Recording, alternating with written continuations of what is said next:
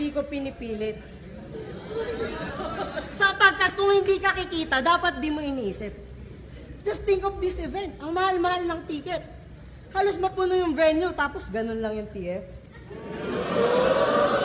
Ehem. Tapos yung kay Apex, bawal sabihin, nasa non-disclosure agreement.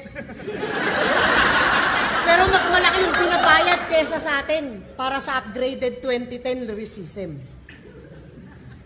Ay na, nakakasmell ako ng hocus-pocus, Mr. Pibus.